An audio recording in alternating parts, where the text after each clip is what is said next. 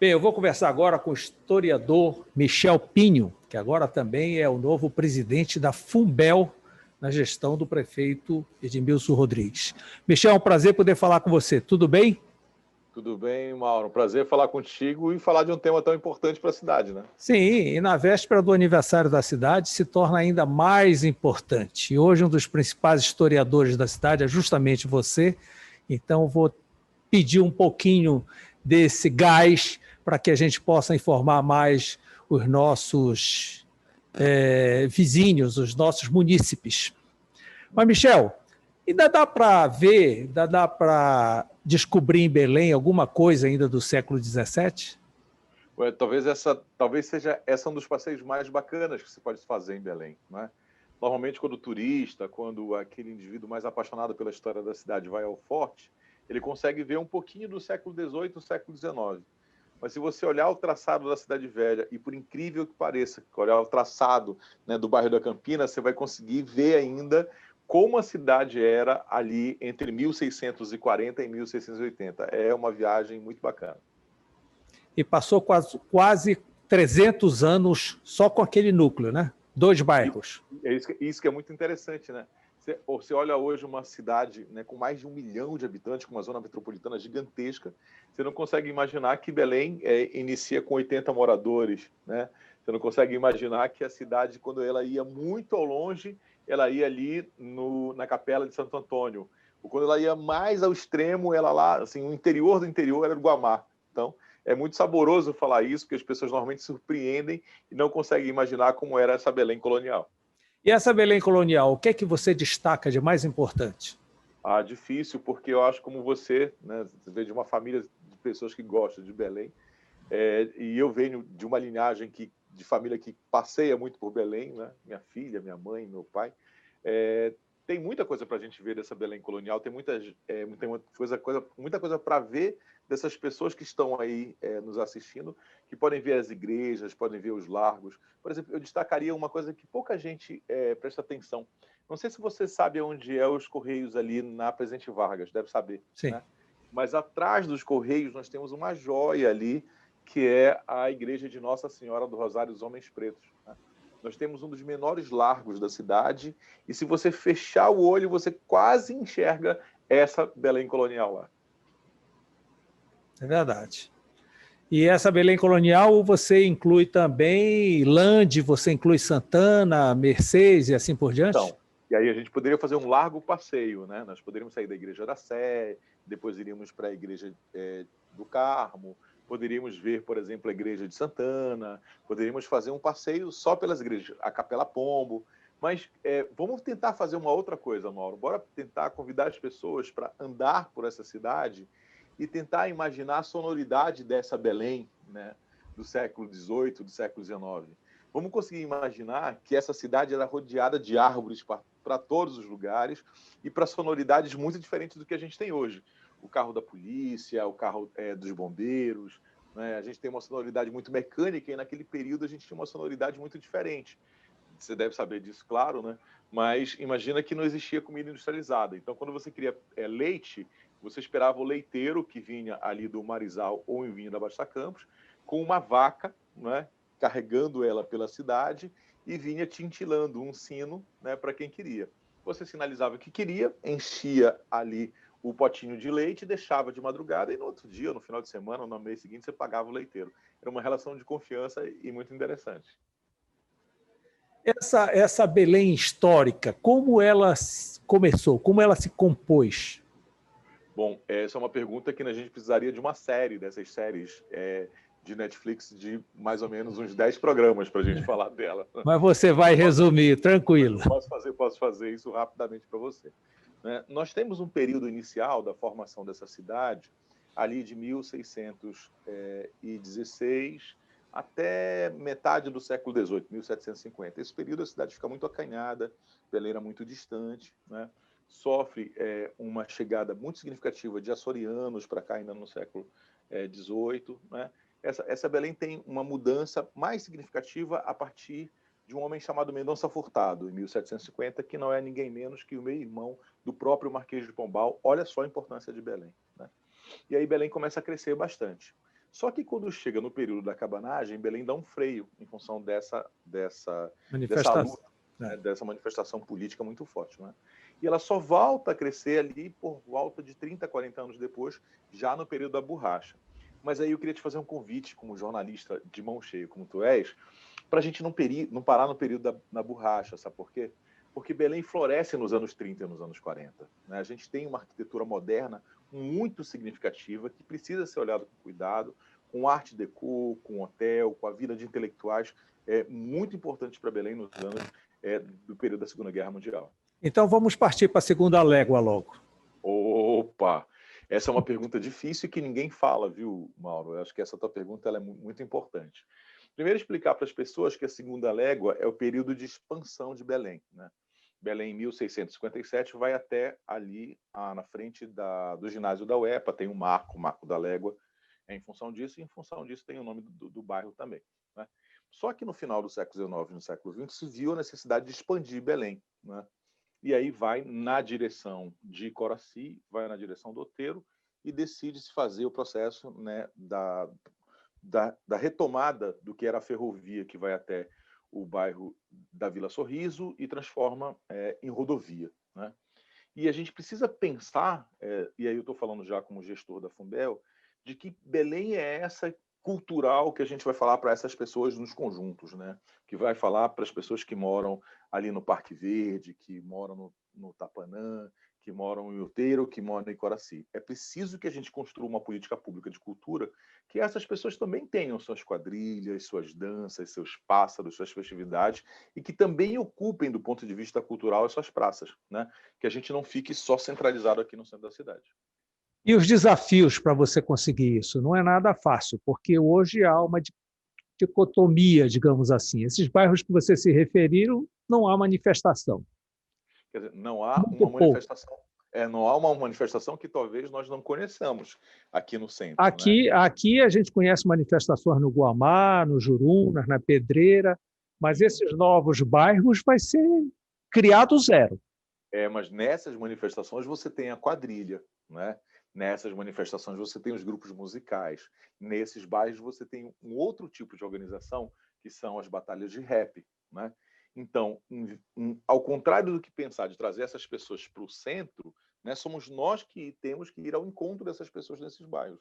Né? Eu acho que o desafio é enorme, você tem mais plena razão, mas é um desafio muito saboroso de ser feito. Né? Porque eu acho que a cidade precisa pensar no seu coletivo, não só no centro. Michel, por que quando se fala ainda em Belém, até hoje é festejado o Lemos? O que de tão importante esse cara conseguiu fazer e divulgar que nos dias de hoje ainda se fala nele? Essa é uma pergunta muito importante, Mauro.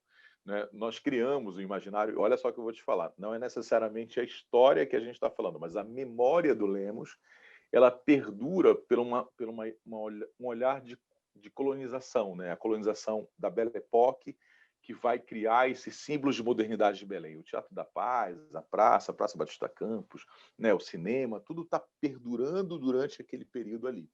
Mas se a gente pensar direitinho, Mauro, né, existe uma outra Belém que florescia durante esse período intensamente, né, que é o bairro do Guamá, o bairro da Pedreira, né, que também são bairros do início do século XX que nós nunca falamos sobre eles. Porque lá está o pajé, lá está a cultura popular. Né? Então, eu te faço o convite para a gente falar do Lemos, que criou toda essa modernidade em Belém, mas que também deixou de lado muito dessa cultura popular. Né? Que a gente só vai recuperar ela lá nos anos 30 e 40, né, por assim, literatos muito importantes, como o próprio Bruno de Menezes e o Tó Teixeira. O Lemos passou 14 anos à frente da cidade, né? Mas saiu sobre vaias. Né? Aí esse é um detalhe interessante. O jogo político é muito interessante, viu, Mauro? Né? Como é que alguém que chega com todo esse poder, esse manancial, esse discurso, a imprensa lemista era muito atuante, muito forte e criou esse mito que nós temos até hoje sobre ele, mas no final do seu governo você consegue ver as disputas políticas colocando ele como um malfeitor para a cidade, né, para quem está nos assistindo, sai escorraçado, tem sérios problemas de ordem pública em relação à sua pessoa, né, abandona Belém depois. Isso é muito interessante para você pensar a temporalidade, né? Como alguém que é muito quisto num determinado momento e depois com graves problemas políticos como ele viveu. Bem, é da lavra dele o Bosque Rodrigues Alves, Sim, todo sim, o mercado de São Brás. sim. Você só para a gente pensar rapidamente, saindo aqui desse período, né? Você tem o Bosque Rodrigues Alves, que é claramente uma interferência de origem francesa em Belém. Isso é uma delícia de falar, porque imagina o Lemos que bairro de Nazaré agitado, o bairro da Cidade Velha agitado, Batista Campos agitado, Campina muito mais agitado pela atividade comercial. Ele pensava que precisava de uma reserva da natureza onde esse homem pudesse refletir e pensar. Aí ele cria o Bosque Rodrigues Alves. Né? As pinturas do Bosque Rodrigues Alves, feito pelo Antônio Parreiras, lembra muito as pinturas francesas do século XIX. Por que eu estou te falando isso? Porque quando a gente pensa essa cidade planejada pelo Lemos, nem tudo que ele fez efetivamente deu certo. Né? Isso é importante falar dos fracassos também nele. Quando a gente pensa no bairro do Marco, o bairro do Marco ele é todo arruado, né? As ruas e as travessas eles são pensadas por um processo de desenvolvimento da cidade. Mas, né, lá no Marco teria uma das coisas mais interessantes de Belém, teria um espaço para tourada. Né? Então, ficaria ali próximo do que seria a antiga Funtelpa, teria um espaço para tourada, mas nunca houve esse espaço. Né? Então, nem tudo o que ele planejou acabou dando certo. E o Marco é carente de praça. Sim, só para você ter ideia de que há dois tipos de urbanização, né? Uma urbanização mais para o centro e uma urbanização mais para as bordas da cidade. Você agora na Fumbel, como é garantir a manutenção desse patrimônio histórico tão rico que nós temos? E É uma que tarefa, difícil manutenção. é isso que eu estou te falando, é uma tarefa difícil, né? Eu te confesso, e não tenho problema de falar isso, viu, Mauro, que eu fiz uma visita técnica ao Museu de Arte de Belém e a situação é assim, de desalento. Você encontra o museu literalmente largado, né? Goteira, infiltração, sérios Está em problemas reforma. hidráulicos. O Palácio É, Antônio Branco está em né? reforma. Mas a reforma só foi feita até agora no sistema elétrico. Né? O resto está tudo por fazer. Fui ao Cinema Olímpia, o Cinema Olímpia está com sérios problemas, impossibilita, inclusive, de abrir, mesmo com restrições sanitárias, porque o teto está caindo na cabeça das pessoas. Eu queria anunciar isso hoje, mas não foi possível. Eu queria dizer assim, olha, domingo vai ter uma sessão do Cinema Olímpia, não vai ser possível. Né? Mas esse trabalho da municipalidade agora, Mauro, ele é um trabalho conjunto. Então, a gente precisa da Guarda Municipal, a gente precisa da CEGEP, a gente precisa de todos, né? E eu estou falando de todos não só do ponto de vista institucional, porque o maior agente que a gente pode ter em relação a essa guarda é o munícipe, é o cidadão, né? Que ele abrace a cidade, que ele proteja essa cidade. Né?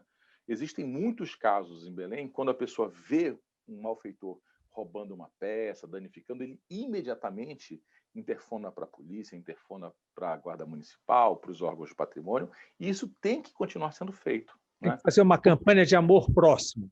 Se nós vamos fazer, né, até te dou um furo aqui, que é o programa Valoriza Belém, né, que são ações para desenvolver e estimular que a população conheça o seu patrimônio e passe a valorizá-lo.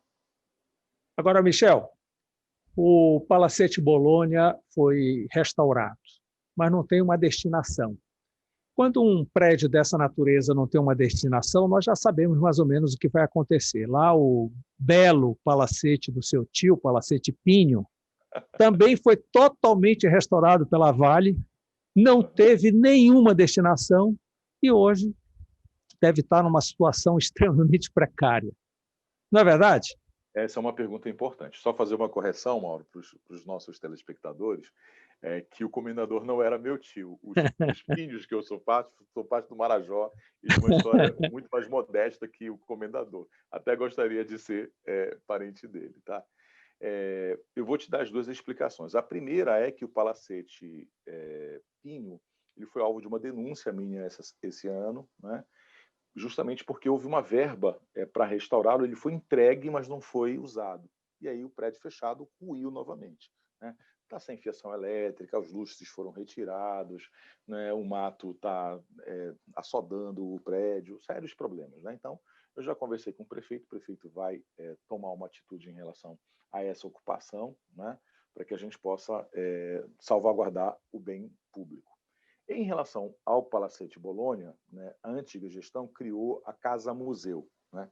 Só por uma série de questões internas da administração anterior, essa casa ela acaba não tendo mobiliário, ela não acaba tendo as questões da própria formação do museu, né? Nós não temos locação de pessoal, né? Nem para reserva técnica, não existe essa locação. Foi criado, mas não existe dotação de funcionários para essa formação. Nós estamos vendo isso. O que eu posso adiantar é que as visitas elas estão ocorrendo, né? Elas devem continuar ocorrendo em um número muito reduzido em função da pandemia, e nós vamos continuar a abrir, né, o Palacete Bolonha. E vamos fazer um programa, né, de ocupação e de mobiliário, né, com esse Palacete Bolonha, com outras instituições museológicas da prefeitura, né? Isso já está acertado também. Só temos que esperar a pandemia, né? Porque o Palacete, você já deve ter ido, ele não comporta muita gente, né? Eu não posso colocar 30 pessoas lá dentro, porque os corredores são estreitos, né? Todo trabalho de restauro tem um cuidado grande com os azulejos e a gente precisa proteger. E parcerias com a iniciativa privada nesses prédios não seria uma solução mais rápida? Olha, Que pod... seria o excelente, viu, Mauro? Porque eu vou te falar uma experiência como visitante de museu, né? Eu gosto muito do exemplo da Pinacoteca de São Paulo, né? Tinha um apreço muito grande pelo Museu da Língua Portuguesa e pelo Mar no Rio de Janeiro. Em todos esses espaços, quando você vai, provavelmente você já foi em todos também, há sempre, né, uma parceria público-privada, né? Há sempre lá uma empresa, né, uma grande empresa que colabora com a limpeza, que colabora com a segurança, que colabora com o mobiliário, que colabora para que o museu funcione, entendeu? Eu só não posso te adiantar exatamente agora, no aniversário de Belém, né, se a gente vai anunciar isso ou não, porque eu preciso de uma série de ordenamentos jurídicos, de acompanhamento, fazer esse chamamento público. Mas é uma vontade minha que pode ser assim uma grande solução para esses museus. Bem, nós já falamos do Palacete, do Palácio Antônio Lemos, do Palacete Bolonha, do Palacete Pinho. O que mais você se destaca no nosso patrimônio histórico que necessita de reparo urgente? Eu sei que tem a Capela Pombo, mas a Capela Pombo já está na mão da Universidade Federal do Pará. Sim, sim. Tem lá um certo conflito entre IFAM e universidade, a coisa também não sai. Fora isso, o que é que nós temos ainda? Olha, eu te diria, Mauro, e eu acho que tu vai te surpreender com a minha resposta, eu acho que a gente precisa cuidar também do nosso patrimônio imaterial, né? Nós temos uma quantidade muito grande de mestres, né? Nós temos uma quantidade que era muito grande de pássaros juninos e nós temos reduzido a 20 grupos somente, né? A gente precisa patrimonializar, a gente precisa saber quem são essas pessoas, documentar, né? Fazer um processo de inventário do patrimônio imaterial para que a gente tenha a salvaguarda disso. Belém foi e é e continua sendo, e eu desejo que continue sendo, né, uma capital que respira cultura popular. A gente precisa criar uma história do nosso carnaval, né? A gente precisa patrimonializar toda essa cultura que é produzida extensamente na Pedreira, no Guamá, no Jurunas, no Mosqueiro, em Outeiro, né? Por que eu estou te falando isso? Porque a gente precisa mostrar que essas pessoas têm representatividade, né? O azulejo, né, o museu, né, o arquivo arqueológico, eles estão lá. A gente precisa estender essa noção de cultura para outros segmentos. Você imagina que é exemplo do Rio de Janeiro, a gente tem condições de fazer também um carnaval fora de época, por causa da pandemia, Pergunta lá para difícil. julho? Pergunta difícil. Eu não posso te adiantar isso, Mauro, porque essa é uma conversa da Funbel, da Prefeitura, dos órgãos de maneira geral, em relação à ESA e aos grupos de acesso, né, ao Carnaval. Porque existe uma demanda, né, que está além da nossa capacidade de responder, que é a produção, né, a manutenção, a organização desse Carnaval. Então, nesse momento, eu não tenho condições de responder claramente se vai ter esse Carnaval ou não vai, porque isso precisa de uma demanda e organização muito forte. A Feliz Lusitânia, que você conhece tão bem, tem dois pontos de poluição muito fortes. Um é aquele prédio do Bixaramatá, que não ata nem desata, ninguém ocupa, ninguém termina, ninguém resolve. E o outro, a antiga sede da Funbel. O que você pretende fazer lá? Bom, em relação ao Bixaramatá, eu também estou no seu coro, né? A gente precisa ordenar, organizar e verificar o que pode ser feito lá, né? Se compra o prédio, se não compra o prédio, se ocupa, se faz, enfim. né? Isso faz parte do ordenamento que vai ser feito nos próximos meses. Em relação ao prédio da Fundel, hoje eu tive uma discussão com o gabinete, né, com o nosso gabinete da Fundel, para verificar em que condições, né, aquele prédio se encontra, a que órgão ele se encontra, porque originalmente ele não está na alçada da Fundel, se é possível voltar para lá ou não. Mas é um desejo meu que nós possamos sair do Memorial dos Povos e fazer com que a sociedade retome, né, especialmente o salão de exposição do memorial, que hoje está ocupado pelo administrativo. Ah, legal. Então resolveria o memorial e também ali para a sede da Fundel seria muito importante, né, pela localização. Sim. Olha, Michel, desejando para você boa sorte nessa sua nova missão administrativa. Eu agradeço essa entrevista, essas informações, e vez por outras eu vou lhe chamar, né? Estamos aqui à disposição. Eu acho que faz parte dessa nova missão conversar com todos e todas para entender e saber como é que funciona o aparelhamento cultural do município. Muito obrigado e boa sorte. Um abraço. Obrigado, querido. Um abraço.